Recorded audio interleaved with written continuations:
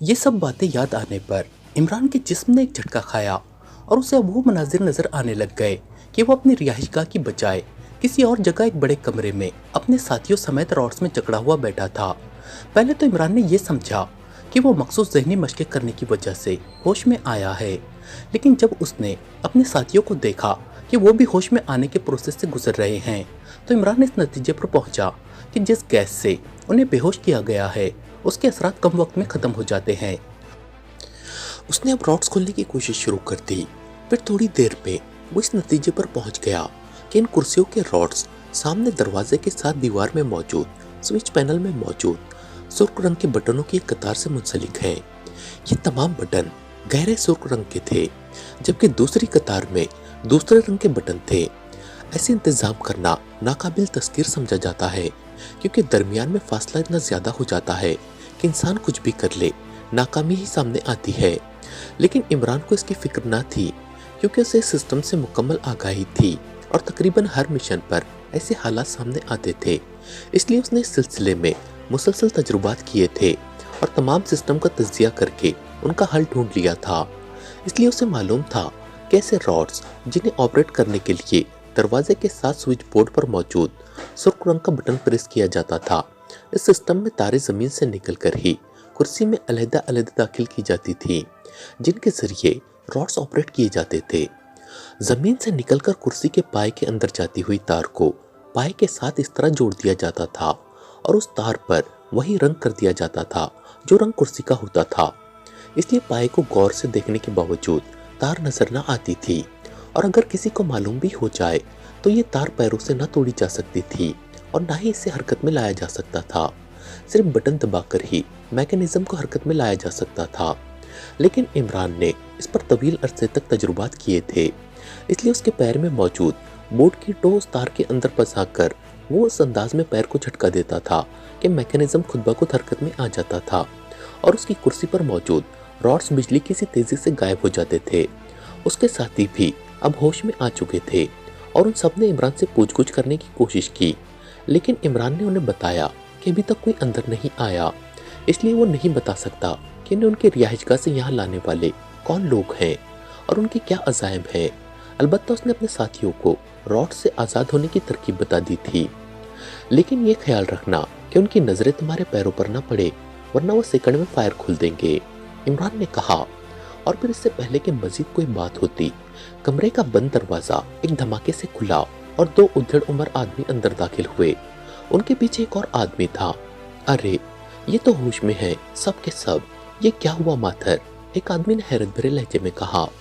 ये लोग वाकई इंतहाई खतरनाक है, इन्हें वाकई बेहोशी के दौरान ही खत्म कर देना चाहिए था, लेकिन ये रॉड्स में मौजूद है, इसलिए ये हरकत तो नहीं कर सकते, माथर ने जवाब देते हुए कहा।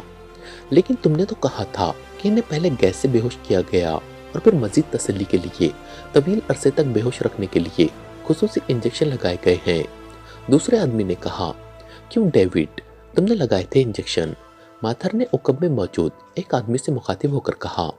यस सर, मैंने खुद इन तमाम को इंजेक्शन लगाए थे, और जिन्हें ये इंजेक्शन लगाए जाते हैं वो 10 घंटों से पहले होश में नहीं आते, डेविड ने मुअद्दबना लहजे में कहा। और इमरान ने बेख्तियार एक तवील सांस लिया, क्योंकि अब उसे मालूम हुआ था कि वो सब इतनी जल्दी कैसे होश में आ गए।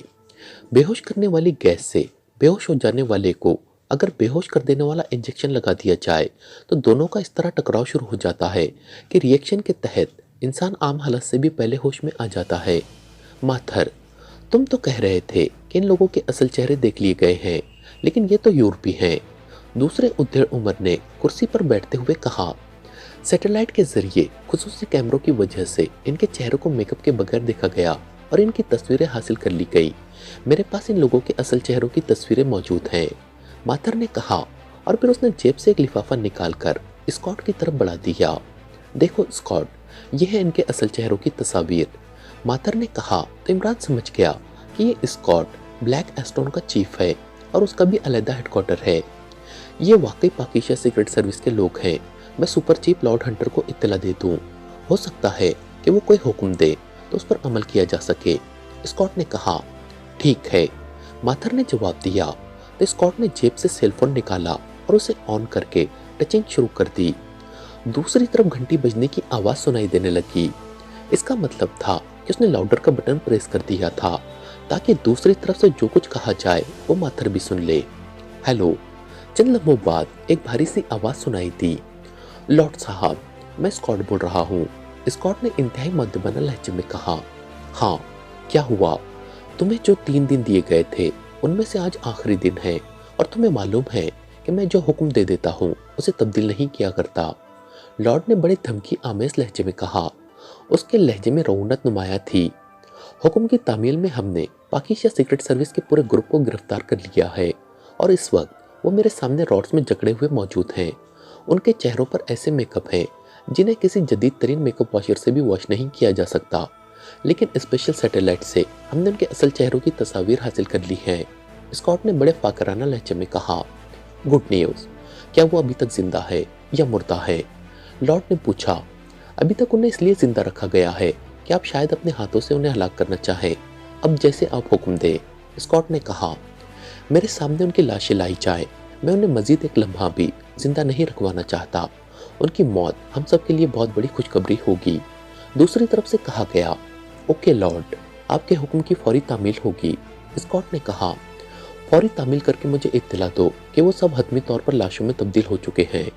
लॉर्ड की आवाज सुनाई दी। यस लॉर्ड, स्कॉट ने जवाब दिया और फिर स्पेशल फोन को ऑफ करके उसने जेब में रख लिया।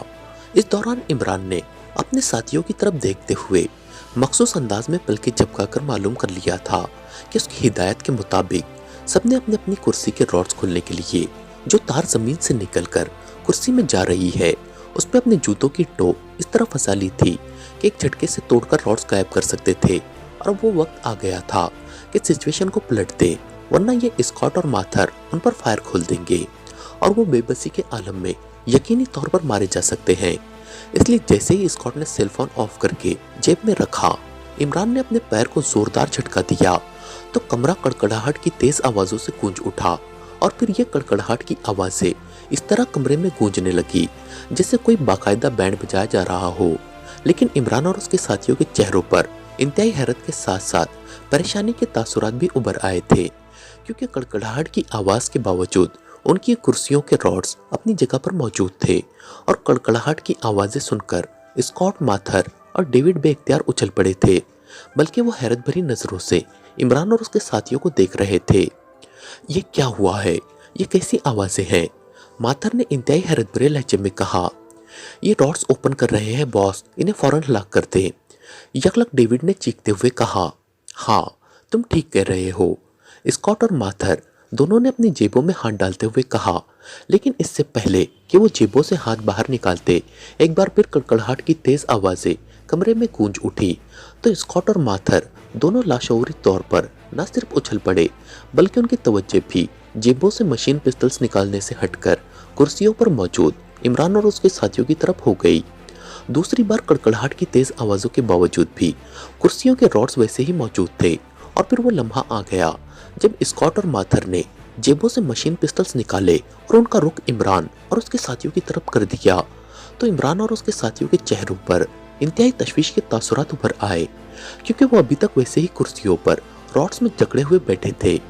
लेकिन फिर इससे पहले कि स्कॉट या माथर उन पर फायर खोलते, सालेहा और जूलिया दोनों ने जो आखिर में बैठी हुई थी यकलक ऐसी चीखें मारना शुरू कर दी जैसे उन्हें कोई जहनी दौरा पड़ गया हो और स्कॉट और माथर दोनों की तवज्जो लाशऊरी तौर पर उनकी तरफ मबजूल हो गई। लेकिन फिर स्कॉट और माथर दोनों ने तेजी से सर घुमाया और इमरान और उसके साथियों पर फायर खोल दिया और कमरा फायरिंग की तेज आवाजों के साथ साथ इंसानी चीखों से गूंज उठा। लॉर्ड हंटर अपने ऑफिस में बड़ी बेचैनी के आलम में टहल रहा था। उसके चेहरे पर तशवीश के साथ साथ गुस्से के तासुरात भी नुमाया थे। उसकी नजरें बार बार मेज पर मौजूद फोन की तरफ उठ जाती थी, लेकिन उसे खामोश देखकर उसके चेहरे पर मौजूद गुस्से में मजीद शिद्दत आ जाती थी। ये क्या मजाक है कि बंधे हुए अफराद को गोलियां मारने में इतना वक्त लेते हैं? नॉनसेंस, लॉर्ड ने बड़बड़ाते हुए कहा और फिर वो टहलने की बजाय कुर्सी पर बैठ गया और रिसीवर उठाकर उसने एक नंबर प्रेस कर दिया। Yes super chief. दूसरी तरफ से निस्वानी आवाज सुनाई दी। लहजा बेहद मुअद्दबाना था। दोबारा कोशिश करो और स्कॉट से मेरी बात कराओ। लॉर्ड हंटर ने इंतहाई गुस्सीले लहजे में चीखते हुए कहा। यस सुपर चीफ, दूसरी तरफ से कहा गया तो लॉर्ड हंटर ने रिसीवर क्रिडल पर पटक दिया, लेकिन फिर जब घंटी बजने की आवाज सुनाई दी तो उसने रिसीवर उठा लिया। यस, लॉर्ड हंटर ने चीखते हुए और गुस्सीले लहजे में कहा। स्कॉट लाइन पर है सुपर चीफ, दूसरी तरफ से मौतबाना लहजे में कहा गया। यस, क्या हुआ तुम्हारे साथ? तुमने फौरी रिपोर्ट क्यों नहीं दी? लॉर्ड हंटर ने गुस्सीले लहजे में बात करते हुए कहा। सुपर चीफ, फोन लाइन में कोई खराबी हो गई थी, इसलिए मैकेनिक को बुलवाना पड़ा। अब उसने लाइन ठीक की है तो कॉल किया है। दूसरी तरफ से स्कॉट ने इंतहाई मौतबाना लहजे में कहा। तुम सेल फोन पर भी तो कॉल कर सकते थे। लॉर्ड हंटर ने उसी तरह गुस्सीले लहजे में कहा, लेकिन अब ये गुस्सा पहले से बहुत कम था। मेरे सेल फोन की बैटरी खत्म हो गई थी और मैंने सोचा कि किसी दूसरे के सेल फोन पर आपको कॉल करना आपके आला ओहदे की तौहीन न समझी जाए। स्कॉट ने मौतबाना लहजे में कहा। ओह अच्छा, तुम वाकई अच्छे आदमी हो। हाँ अब बोलो, क्या हुआ उन लोगों का? लॉर्ड हंटर ने इस बार खासे नर्म लहजे में कहा। आपके हुक्म की तामील कर दी गई है, 6 अफराद को गोलियों से उड़ा दिया गया है। स्कॉट ने मौतबाना लहजे में कहा। उनकी लाशों को मेरे पास भिजवा दो। हाँ, बल्कि खुद उनको ले आओ। यहाँ मेन हेडक्वार्टर में जदीद तरीन मेकअप वॉशर मौजूद हैं। उनके मेकअप वॉश होंगे तो इसराइली हुक्काम को यकीन आएगा कि वाकई हमने कारनामा सर अंजाम दिया है। लॉर्ड हंटर ने कहा। हुक्म की तामील होगी सुपर चीफ, लेकिन मुझे अभी अभी इत्तला मिली है कि लाइन रोड पर पुलिस असला और मंशियात की चेकिंग कर रही है।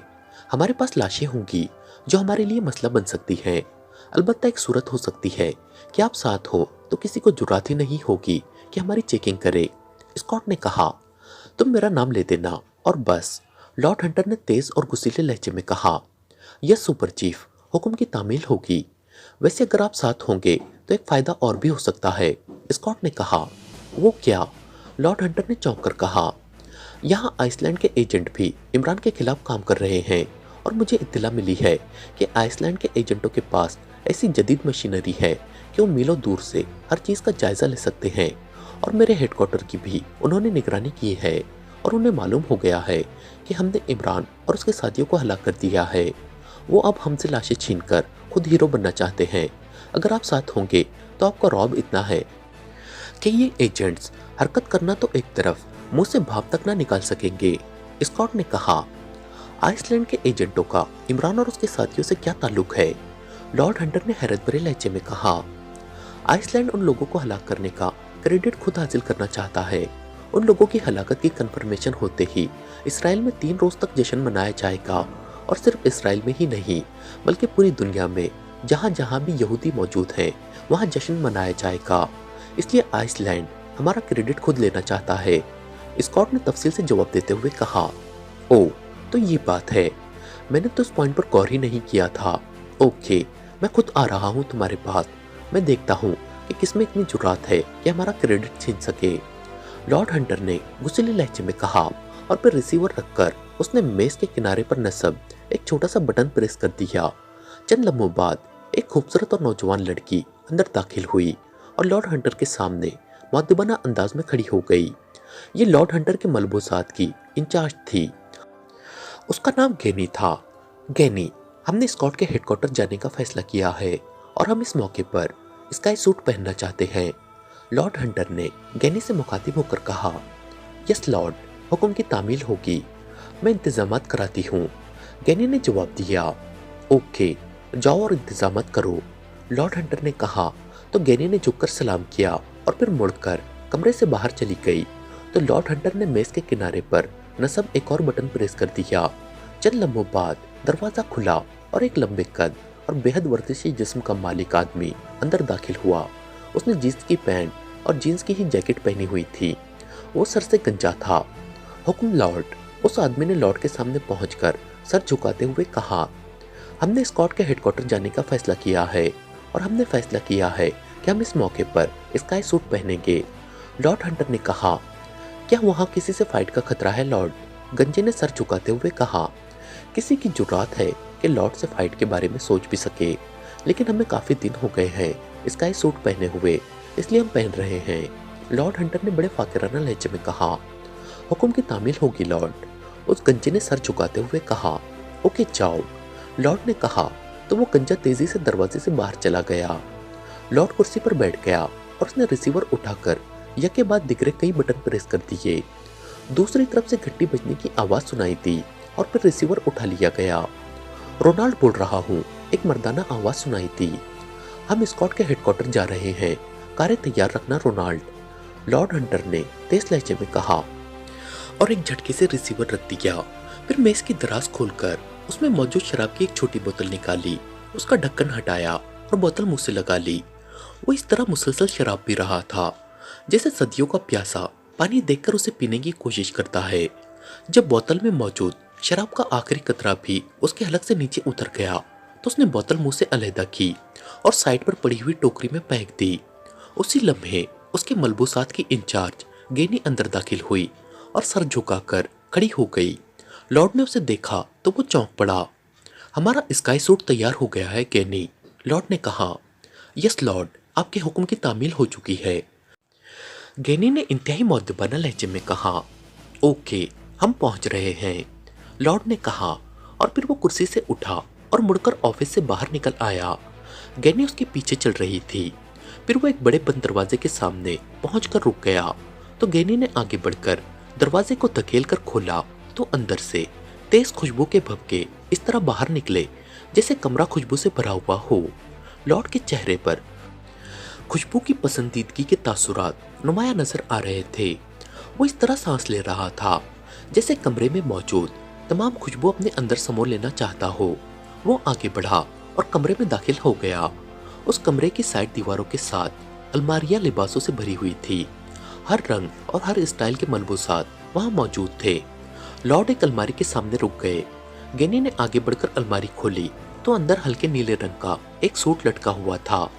लॉर्ड ने अलमारी में से सूट निकाला और उसे नजरों ही नजरों में चेक करने के बाद उसे वापस अलमारी में लटका दिया तो गेनी ने आगे बढ़कर अलमारी बंद की और फिर उसे दोनों हाथों से धकेला तो सरर की आवाज के साथ ही अलमारी दीवार में गायब हो गई। ओके, मैं आ रहा हूँ, लॉर्ड ने कहा और वो आगे बढ़ गया जबकि गेनी वहीं खड़ी रही। थोड़ी देर बाद सरर की आवाज के साथ अलमारी वापस अपनी जगह पर पहुंच गई तो गेनी ने अलमारी खोली तो अंदर सूट मौजूद ना था। गेनी के चेहरे पर इत्मीनान के तासुरात उभर आए। फिर थोड़ी देर बाद लॉर्ड हंटर वही हल्के नीले रंग का सूट पहने वापस आ गया। गेनी ने झुककर सलाम किया। गुड, तुम्हें इनाम दिया जाएगा, लॉर्ड ने गेनी की तारीफ करते हुए कहा और फिर आगे बढ़कर उस कमरे से बाहर आ गया। फिर वो एक राहदारी में से गुजरकर रिहाइशगाह के बैरूनी हिस्से में आ गया। ये काफी बड़ा एरिया था जिसके आखिर में 4 दीवारी और जहाजी साइज का फाटक मौजूद था। एक तरफ बहुत बड़ा एरिया पार्किंग के लिए बनाया गया था और यहाँ सिया रंग की 6 इंतहाई कीमती और जदीद लिमोजिन कारें मौजूद थी। इन कारों के साथ बावर्दी ड्राइवर्स मौजूद थे। उसी लम्हे एक साइड से 8 लंबे चौड़े और सरों से गंजे अफराद जिन्होंने लॉर्ड की तरह हल्के नीले रंग के सूट पहने हुए थे वहां आए और टांगे फैलाकर खड़े हो गए। जैसे ही लॉर्ड बरामदे से उतरकर पार्किंग की तरफ बढ़ा, उन 8 गंजों ने आगे बढ़कर लॉर्ड के उकब में नीम दायरा सा बना लिया और इस तरह पार्किंग की तरफ बढ़ने लगे जैसे वो किसी भी लम्हे आगे जाने वाले लॉर्ड पर हमला करने वालों को उठाकर आसमान की तरफ उड़ जाएंगे। ड्राइवर ने सर झुकाकर लॉर्ड को सलाम किया और फिर एक कार का मखसूस दरवाजा खोल दिया जिसकी साइड सीट पर लॉर्ड बैठा करता था। लॉर्ड के कार में बैठते ही 8 गंजे भी मुख्तलिफ कारों में बैठ गए और फिर एक एक करके कारें फाटक की तरफ बढ़ने लगी। फाटक खुद ब खुद खुल गया और कारें तेजी से बाहर निकलकर दाएं तरफ मुड़कर आगे बढ़ने लगी। तमाम कारें एक कतार में आगे बढ़ रही थी, इसलिए दूसरी कारों में बैठे अफराद मुड़कर इस काफिले को हैरत भरी नजरों से देख रहे थे।